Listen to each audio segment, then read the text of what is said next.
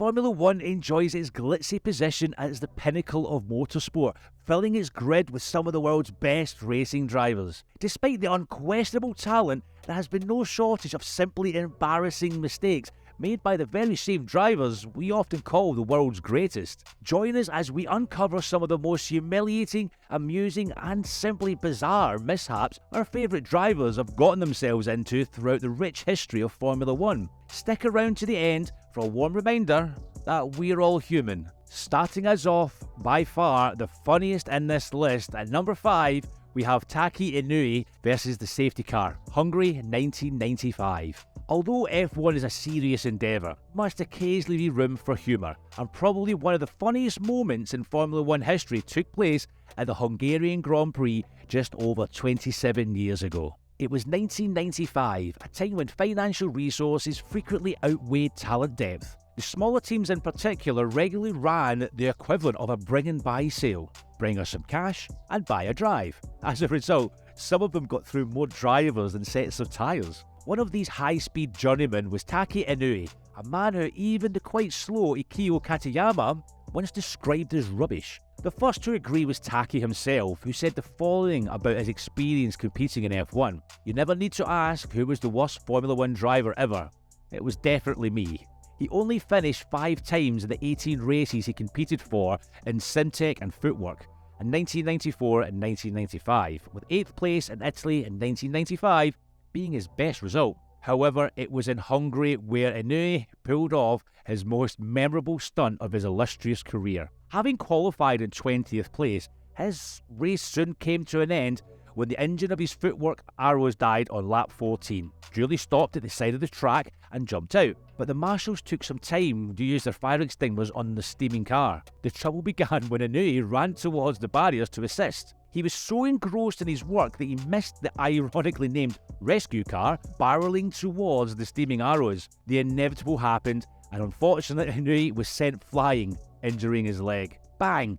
"Someone hit me very hard," recalled the Japanese driver. "But I landed on my feet. Perfect landing, I think 9.9 marks out of 10. Unbelievably, it was actually the second time he had been hit by a safety car that year. The first incident occurred during the free practice for the 1995 Monaco Grand Prix with a similarly comical outcome. If you thought that one was bad, just wait for this next one.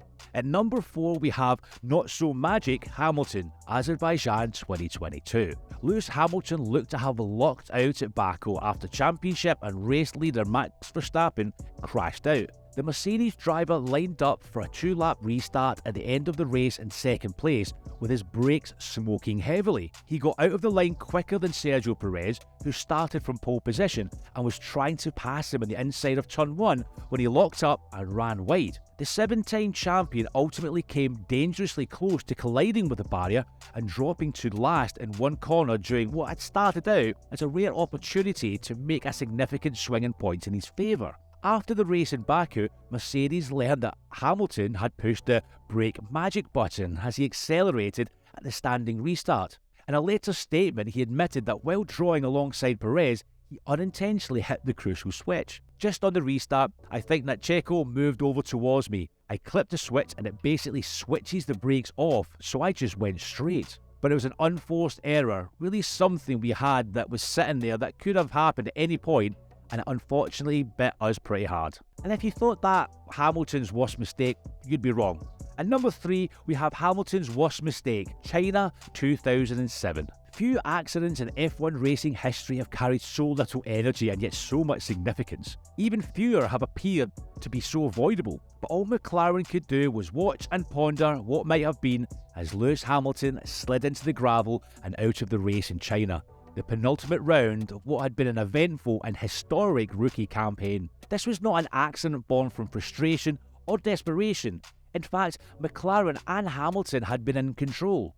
To begin with, the British driver had a commanding lead in the standings, coming into China 12 points ahead of teammate Fernando Alonso and 17 points ahead of Kimi Raikkonen of Ferrari. With a maximum of 20 points still up for grabs, third place would all but guarantee him the title. Although the weather was challenging, with the track changing from wet to dry even as more rain threatened, Hamilton had mastered it to take the lead for the majority of the opening portion. The podium was in sight and everything was going to plan, or so it appeared.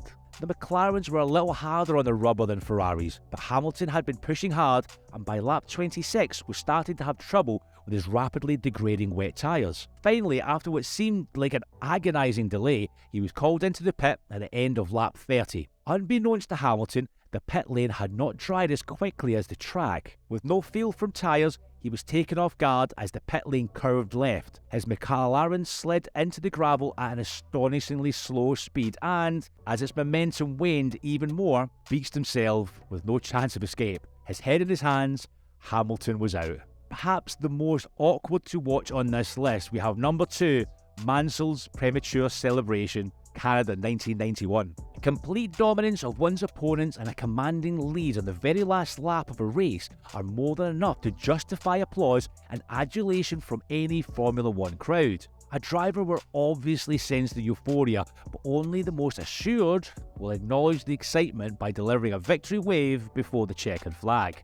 If only Nigel Manson had remembered that day in Montreal, on the ultimate round of the race, the old adage, so often conveyed by the great Mario Andretti, on whom the unexpected vagaries of motorsport were never lost, it ain't over till it's over. When the lights turned green, Mansell raced ahead Riccardo Patrese and led into turn 1, quickly pulling away, determined to never look back and to finally get his championship challenge underway. The Williams pair ran 1-2 formation for the first 40 laps until Patrese endured a puncture which forced the Italian to pit, dropping him to third behind Nelson Piquet's Benetton.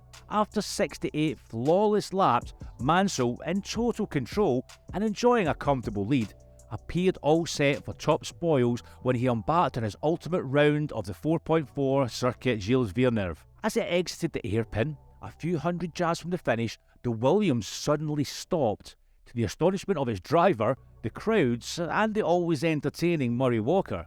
As he thumped the top of his car's cockpit in frustration, a shocked Nelson Piquet swept by on his way to claim his final and perhaps luckiest win of his F1 career. When I saw him, I couldn't believe it. It was very, very good, very lucky, said the Brazilian, before adding, I don't feel sorry for nobody. Mansell was left thinking about his unbelievable fate, feeling rather devastated. It was almost unbelievable. I went to the hairpin, changed down from 5th to 4th, like I had done in the previous 68 laps, and then it went to neutral and the engine cut almost simultaneously, like there was an electrical failure.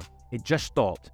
It was just as simple as that. The fact that Nelson Piquet, Manson's old nemesis, inherited the win probably only made matters worse for the Brit. Officially, Williams claimed after the race that the FW14's gearbox had failed coming out of the casino hairpin for the final time, causing the car to stop. But it was also widely believed that Mansell had let the revs drop too low as he waved to the spectators in his premature celebration, stalling his Renault engine in the process. Or that he had caused his own demise by accidentally hitting the engine kill switch as he gestured joyfully. Whatever the truth, which only Williams and Mansell know, to finish first you must finish. To this day, Nigel Manson holds the unavailable honour of becoming the first F1 driver to lose a race in the final lap, having led every lap beforehand. What you've seen until now has nothing on this last one. At number 1, we have Grosjean blunders under safety car, Azerbaijan 2018. Romain Grosjean had only himself to blame for his painful exit from the 2018 Azerbaijan Grand Prix. The Frenchman putting himself in the wall while warming his tyres behind the safety car. The Haas driver was running 6th, right behind eventual third-place man Sergio Perez, when he suddenly locked up and veered to the right into the wall, inflicting terminal damage to his car and a big bruise to his ego. In the immediate aftermath of the clumsy mishap, Grosjean laid the blame on poor Marcus Ericsson, saying he believed the Swede had hit him. While the Sauber was indeed behind the Haas, Ericsson was nowhere near the Frenchman. Later, Grosjean offered a second unconvincing explanation for his blunder, saying he had accidentally bumped into a switch in the Haas cockpit while weaving. There was a lot of wind, the car was going left and right, pushing them not pushing, he further explained. I warmed up my tyres and bumped into a switch that I'd moved by 2 positions. When I touched the brakes, the brake balance was locked rearward. It just locked the rear wheels and I spun. Safe to say, his words didn't exactly convince Formula 1 fans, who saw the episode and yet another in a long line of blunders from the Frenchman. So, were there any other driver fails you think should have been mentioned? Let us know in the comments below. If you enjoyed watching these driver mistakes, you're going to want to click the video on your screen now to be taken on a journey of the most shocking instances of drivers cheating in Formula 1. You won't regret it. Thanks everyone for watching.